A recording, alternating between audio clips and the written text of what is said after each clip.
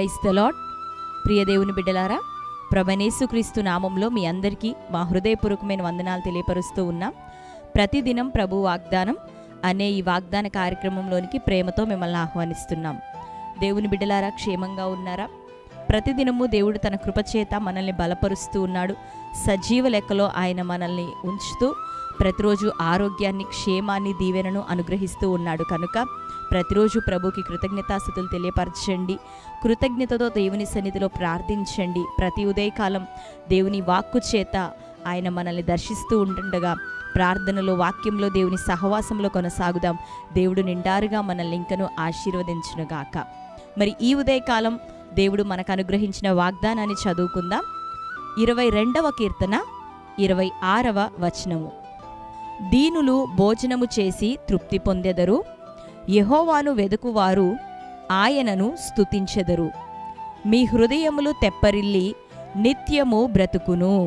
దేవుని బిడ్డలారా, ఈ ఉదయకాలం ప్రభు మనకు అనుగ్రహించిన వాగ్దానం ఇది. దీనులు భోజనము చేసి వారు తృప్తి పొందెదరు, యెహోవాను వెదుకువారు ఆయనను స్తుతించెదరు.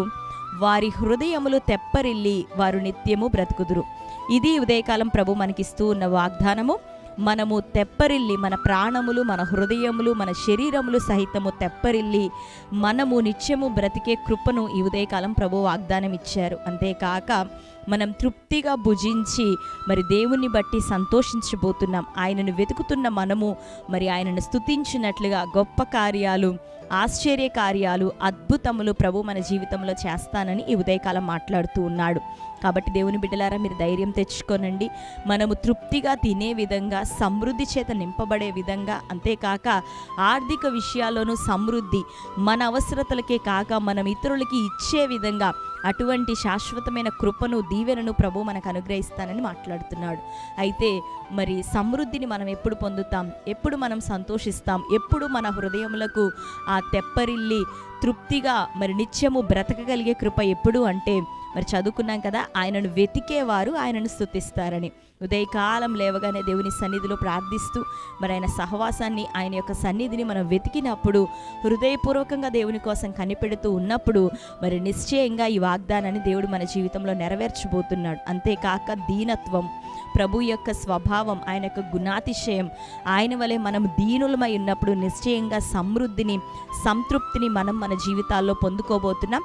కాబట్టి ఆరోగ్య విషయమై, కుటుంబంలోనూ, ఆర్థిక విషయాల్లోనూ, పిల్లల విషయంలో, వ్యాపారం, ఉద్యోగం, ఈ ప్రయత్నములన్నిటిలోనూ, వివాహము, గర్భఫలం, ఇటు విషయాలన్నిటిలో నీకెప్పుడు సమాధానం దొరుకుతుంది.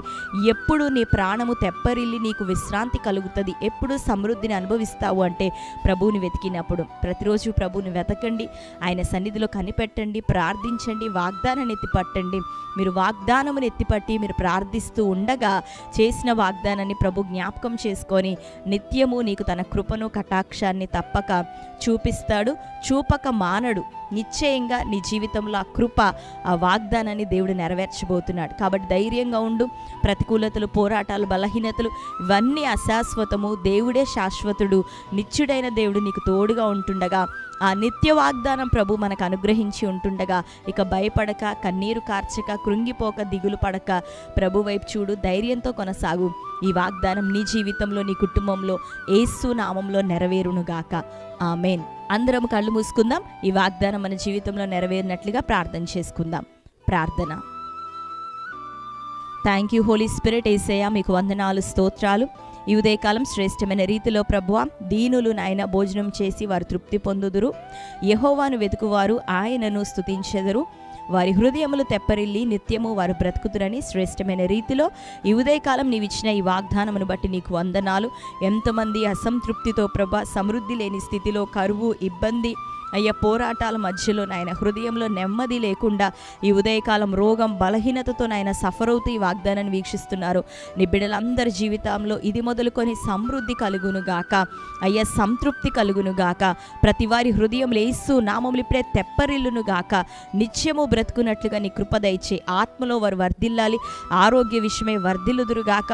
కుటుంబంలో సమాధానం, పిల్లలకి మంచి ఉన్నతమైన భవిష్యత్తు అయ్యా, యవ్వన బిడ్డలకి తండ్రి మంచి వివాహాలు ప్రభా, అయ్యా లైఫ్ సెటిల్మెంట్స్ దయచేయండి. ఉద్యోగ ప్రయత్నాలు యేసునామములో సఫలమవును గాక. బిడ్డలు రాయబోతున్నటువంటి నాయన తండ్రి ఇంకను ఎగ్జామ్స్లో నీ హస్తం చాపబడాలి అయ్యా. వారికి కావలసినటువంటి సీట్స్ నాయన, ఎవరెవరు ఎంట్రన్స్ ఎగ్జామ్స్ రాయబోతున్నారు వారి కొరకు నీ గొప్ప కృప ద్వారంలో తెరవబడును గాక. మంచి సీట్స్ ప్రభా వారందరికీ దయచేయండి అయ్యా. ఉదయకాలం ఆర్థిక సమస్యలు, అప్పుల బాధలు యేసు నామములో బ్రేక్ చేస్తున్నాం. కోర్టు కేసులు, భూతగాదాలు యేసు నామములో ఇప్పుడే కొట్టివేస్తున్నాం. వారందరికీ న్యాయము దయచేయండి, వారి సమస్యలను పరిష్కరించండి.